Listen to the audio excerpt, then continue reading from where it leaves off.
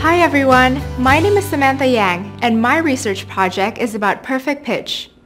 Perfect pitch is the ability to identify a specific musical note without the help of a reference tone. In other words, if someone plays just one note on the piano in the next room, a person with perfect pitch can instantly recognize the note being played. I'm going to explain some reasons why certain people have perfect pitch. Perfect pitch is actually a rare phenomenon. Some people believe it's a natural skill that people are born with. Others think it's a skill that can be learned via practice and hard work. However, the Psychological Bulletin recently did an empirical study to answer that question. The Psychological Bulletin found that adults cannot learn perfect pitch, but it's a little different for children. In some cases, perfect pitch is related to the age at which music training begins. In an article published in the American Journal of Human Genetics, Baharlu studied 600 music students in the US and Europe. His study revealed that 40% of those students with perfect pitch began studying music before the age of 4, but a small number, only 3%, began when they were 9 or older. Another point cited in the same study was that sex doesn't make a difference. The same percentages of perfect pitch were reported in both males and females. Interestingly, many of the people with perfect pitch have family members who also have perfect pitch.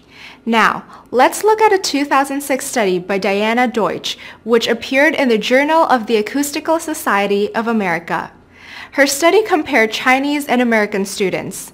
The statistics cited in her study show that 75% of the Chinese-speaking students who pursued music studies before age 4 had perfect pitch, but only 14% of the American students did.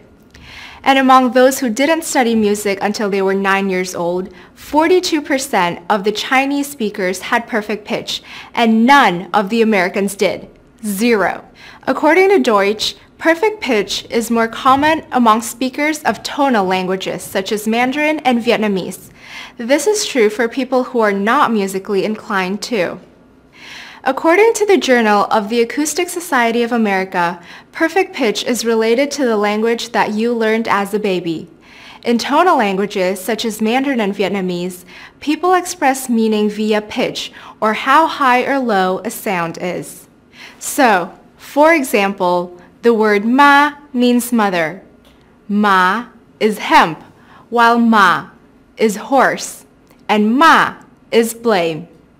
Deutsch's 2006 experiments demonstrated through the use of empirical evidence that tonal language speakers do not vary their pitch. However, in spoken English, pitch changes. My parents are actually originally from China, and I can speak Mandarin, but unfortunately, I don't have perfect pitch. According to Eric Lenneberg's critical period theory, our brain makes pathways based on the language sounds that we hear when we're very young.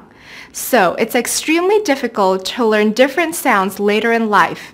That's why if you learn another language after the age of 11 or 12, it's difficult to have a perfect accent.